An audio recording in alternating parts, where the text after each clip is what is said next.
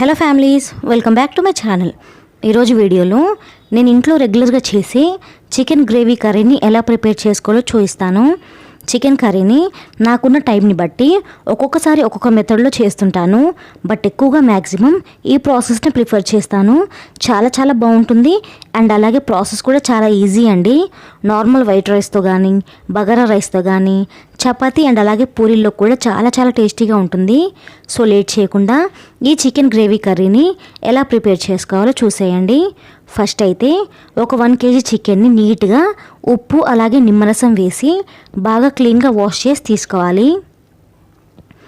Clean చేసుకున్న చికెన్లోకి 1 table spoon ఉప్పుని, 2 table స్పూన్ల కారాన్ని, 1/2 టీ స్పూన్ పసుపుని, 2 టీ స్పూన్ల అల్లం వెల్లుల్లి పేస్ట్ని, 1 టేబుల్ స్పూన్ ఆయిల్ని, అలాగే 1 కప్పు సన్నగా కట్ చేసుకున్న టమాటా ముక్కల్ని వేసుకోవాలి. ఇప్పుడు ఇవన్నిటిని బాగా కలిసే విధంగా చేత్తో మిక్స్ చేసుకోవాలి. ఉప్పు కారం చికెన్ ముక్కలకి బాగా పట్టే విధంగా ఒక 2 నిమిషాల పాటు చికెన్ ముక్కల్ని మసాజ్ చేసుకోవాలి.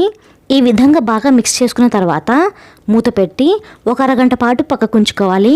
టైం ఉంటే 1 గంట పాటు వదిలేస్తే కర్రీ టేస్ట్ ఇంకా బాగుంటుంది.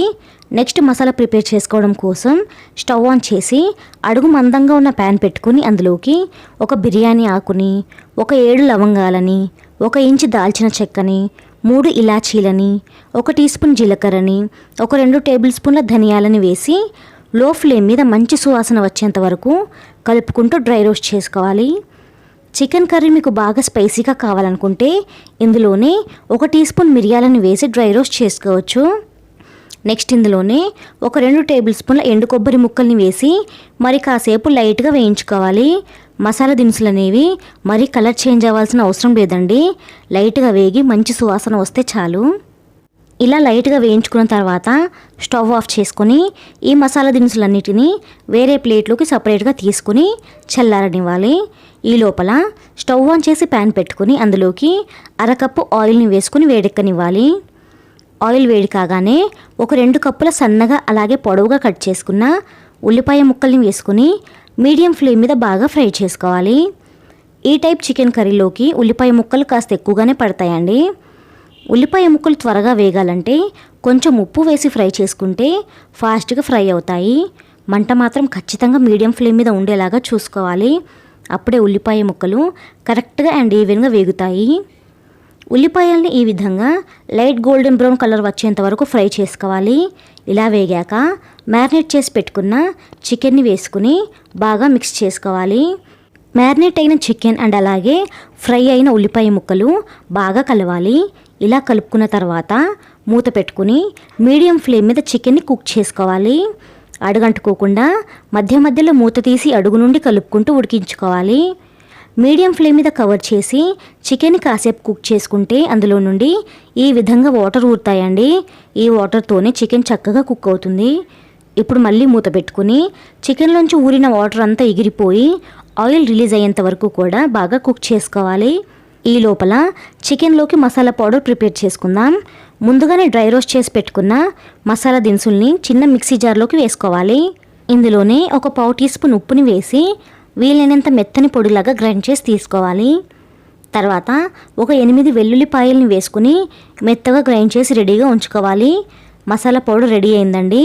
ఇప్పుడు చికెన్ కుక్ అయిందో లేదో చూద్దాం.